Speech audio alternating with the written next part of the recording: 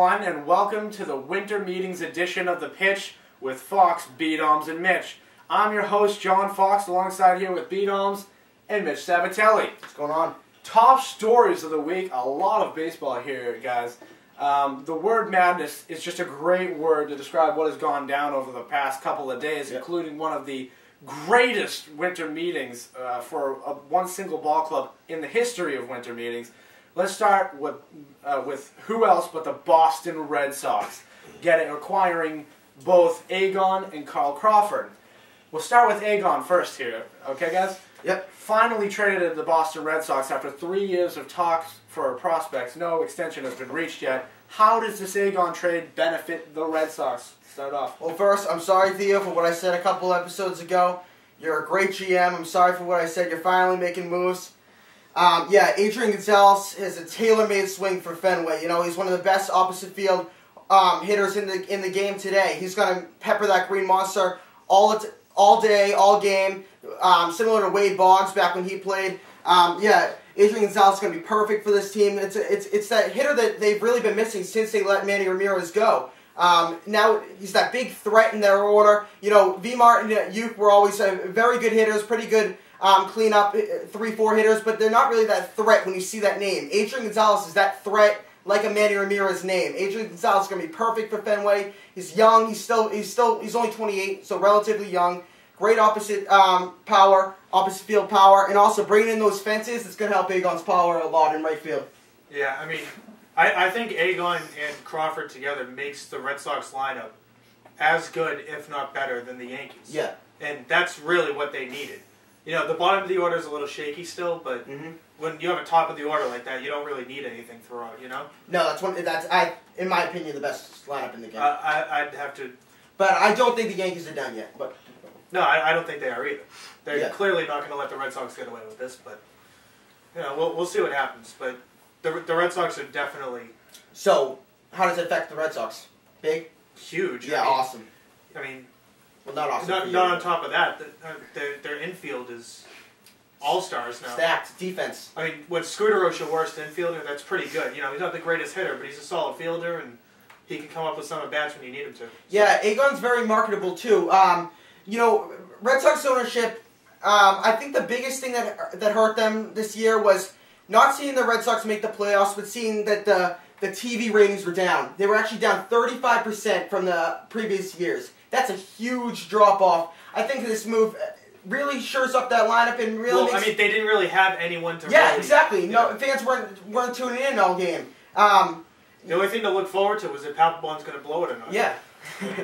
Yeah, Agon and Carl Crawford. We'll get to Carl Crawford in a little bit. But Agon is that electrifying move that Red Sox fans really wanted to see. They want a guy to come to Fenway every day and watch. And this guy's that guy. You know, in San Diego, he was the face of the franchise. He really brought San Diego fans together. And I think he's going to do the same thing in Boston. Okay. Yeah, and another thing I like, too, is I think Youkilis is better at third than he is at first. Yeah. Because that was his natural position. And, you know, he did a great job at first. He did. But he's better at third. Yep. I mean, he has a great arm, and he has pretty good range, so... Yeah. I think this helps the fielding, too. Defense is great, yep. Who needs Belcher?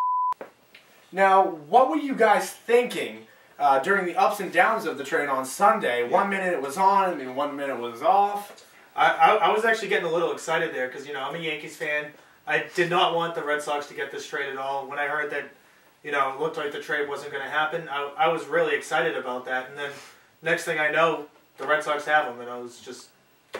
Yes. You know, it's been on for the last 3 years that the Red Sox were going to get him. I was so pumped when I saw this. All of a sudden, I heard a little John Heyman thing, who, by the way, I hate, come on and then say the trade might be dead. I took my remote. I saw this on the TV on ESPN. I took my remote and actually threw it on the TV and chipped part of my bottom of the TV off. My dad got pissed at me. Die hard. My dad got pissed at me, but that's all right. A couple hours later, it was all better.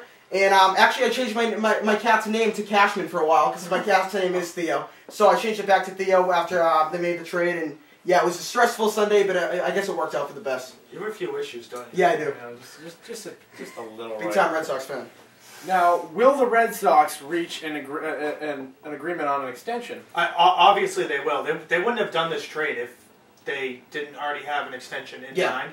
they may not have had all the fine details worked out, but they have the basis of the contract figured out. Yeah, no way they're going to give up those prospects without having a deal in place.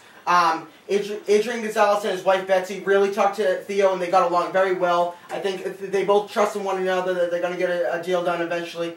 I think you're going to see something in the ballpark and maybe an 8-year, $160 million extension. That sounds about reasonable. You got to pay this guy. This guy's the face of your franchise for years to come. He was in San Diego. Well, he wanted like 6 or 7. Didn't he? How old is He wants 8. Gonzalez? He's 28 now, but he should be 29 by opening day.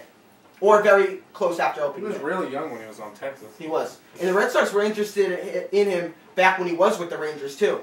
And after he became a Padre, Theo absolutely was interested in him. Once they got Jed Hoyer, they started talking. Now, you guys, did the Padres get enough back? Yeah, they did. Casey Kelly, it was really a one-team derby. Everyone knew it was the Red Sox. I think the team that came in second was the White Sox, who were offering up Gordon Beckham. That's not going to get anything done. They switched to Adam Dunn. Adam Dunn works out pretty well. But Casey Kelly is going to be a sure top of the rotation starter. He's one of the best. He is the best prospect in the Red Sox farm system. He's great. Raymond Fuentes, the Red Sox didn't really need, but he projects to be kind of like a Jacoby Ellsbury. He's going to be very good for the Padres in the top of the order. Anthony Rizzo, who knows, but he could take over for Adrian Gonzalez down the road. I mean, you know how I feel about trading prospects for an established player. Do it. I'm not really a big fan of doing that. Really? Well, I mean, for the team that gets the prospects. Oh, right. But I mean, I don't know. You kind of have to let this play out to see what's going to happen. No, but the thing is, the Padres are going to let him go at the end. He was a free agent. I mean, if you're going by, the normal standards of what a prospect's worth versus whatever, then yeah, they got enough back. But personally, I don't like those kind of trades. But yeah, I mean, well, they had to do something. He's going to be. Yeah, they were going to lose him. But yeah. I mean, well, it sets them up for the future. I mean, because the Padres play in a weak division. Yeah. The Red Sox were going to give them the most, and they ended up giving them a lot, so I think they should be happy. San Diego, I know you lost a tough player, but these guys, I've seen Casey Kelly pitch. He's a great pitcher. He's going to be great for you for years to come coming down the road. All right, now on to story number 2. Red Sox didn't waste much time before they did more damage, signing Carl Crawford for 7 years for $142 million buckaroos. How does Carl Crawford affect the Red Sox? Carl Crawford's one of the most electrifying, dynamic players in the game today. He's going to make that triangle in Fenway look like a triples paradise. Once he hits it in there, that's going to be triples all day. Guys hits doubles and triples all day. He's terrifying in the base pass. Him and Jacoby Ellsbury with Adrian Gonzalez and you coming up, that's going to be terrible for pitchers, especially young pitchers in the Orioles system or the Rays in Toronto. That's going to be very tough. Experienced pitchers, that won't be as big of a problem, but it's going to be very tough for young pitchers pitching with Jacoby and Crawford in the base pass. So it's going to be very electrifying for Fenway. Yeah, I love the move for Carl Crawford, and yeah, it was a lot of money. It was definitely a lot of money. But it was pretty much the same contract that Worth got. If you're gonna, yeah, why not get Crawford? If you're gonna sign a free agent, I know it was really like you want him for 4 years. You're gonna have to get him for the 7 years. That's the only way he's gonna sign. I think it works out for both sides. I'm going to say one thing that you might disagree with, okay, and then change your opinion on it. Yep. I think getting Crawford is better for the Red Sox than getting Agon. Because to me, Crawford is one of the few players that can do everything. Yeah. He's got pretty solid power. He's a great contact hitter. He's got the speed. He's got the fielding ability. So not only can he field at Fenway, but like you said, he's going to hit it into the triangle. And I mean, you could probably see him get one inside the park home run a year. Okay. While he's with the Red Sox. I disagree a little bit. You said he has some power. The Red Sox needed a big-time power bat, and Adrian Gonzalez is that guy. I know. So I think Adrian Gonzalez is a little bit better fit. I see what you're saying. But to get a guy that has the speed of Crawford, yeah, that can knock him out of the park. I mean, he had, 19 home runs last year? The Red Sox want defense, but the only problem with Red Sox in defense in left field is you're wasting your defense over there with that kind of speed. But still, that outfield with Crawford, Ellsbury, and Drew is going to be perfect for defense. Oh, yeah. I like what you're saying. Crawford they were both very good pickups. And Red Sox ratings were down these last couple of years, and this is really going to boost. Well, at the same time, yeah. how do you know that they won't put Crawford in center and leave Ellsbury in left? Because Crawford's a left fielder, and he wants to play left. Yeah, but he's also played center. Jacoby was more of a. Crawford has admitted that he's not a leadoff hitter, and he'd rather play. I know he'd rather play left field, but it's also Fenway. Okay. So you need the best possible fielder in center. And I think Crawford. I think Jacoby wants to be that center fielder for the future. No, I mean I like Jacoby in center. Don't get me. I'm just saying, who says that they won't move around a little bit, see what happens. Yeah, but also I think they're going to do that a lot at the beginning of the season. Though. One last thing, with the 35% ratings down this year, they're going to go up at least. Obviously, the 60%. ticket sales are already way up right now as we speak. With Egon and Crawford, those ticket sales are going to go way up. I think that really hurt the Red Sox ownership, seeing those ratings go down. And this is definitely going to help. I want to just say a little bit of breaking news. I might actually have opening day tickets. Good for you. Okay then. So, but you're a Yankees fan. I know, but I still want to go. Now, okay, so you would all agree that the deal was worth it, the $142 Oh, million. easily, yeah. You'd agree? No, he was overpaid, but they're going to have to overpay him to get him. I was just going to say that. He was clearly overpaid. Yes. But for Jason Worth, thank you, Nationals. You screwed us. If you didn't sign Jason Worth, who we'll talk in a little bit, Carl Crawford would have been much lower. But, you know, you're going to have to pay that. And Theo Epstein stepped up and gave him the cash, opened up his wallets. I think it was worth it. This is one of the few players I would say it's worth to overpay. The one thing is you got like a Pujols and you got them. Those are obvious people, but Crawford is that player. You're going to pay $300 million for Egon and Crawford, but you can't just step up and pay another $1.5 million for VMart. I don't get it. How stacked would that be if you take Saltalamacchia or Russell Martin and add a VMart? That'd be awesome. Yeah. I don't know. I know. I'm always going to second guess Theo for that, but Theo, you made up for it. Thank you. All right, very quick, 13 minutes in.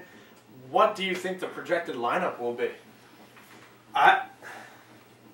This is kind of tough, but I think it's going to be Ellsbury, Pedroia, Crawford, Egon, Youkilis, Ortiz, Drew, Scudero, and then Salty. Exactly what you said, only I want Scudero 9th, and I want Salty or Russell Martin if they're going to get Russell Martin at 8. But yes, that's exactly what I'm going to say. Having Ellsbury, Pedroia, and Crawford are 1, 2, 3 for Uke and Gonzalez coming up, that's going to be devastating. According to our producer, Scott, he looked up on NBC.com right now.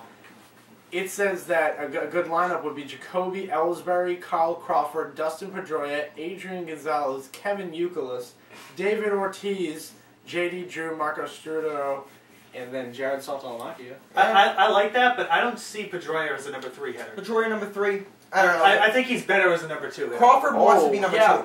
Yeah, but with Jacoby Ellsbury and Carl Crawford in front of back-to-back. I've actually been thinking about that. You know, should Crawford be second or third? Yeah, but if the Yankees get Lee and get Sabathia, having Jacoby and Crawford 1, 2, both lefties, how's that going to work? Yeah, that's going to hurt them. And I think you need a righty between them. All right.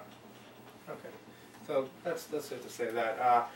We're going to have to take a short break right here. I mean, this has been very long because there's a lot of stories. So we'll have to start We've off. only covered 2. Yeah, I know. We'll have to start off with some more top stories in the next part. We'll see you then.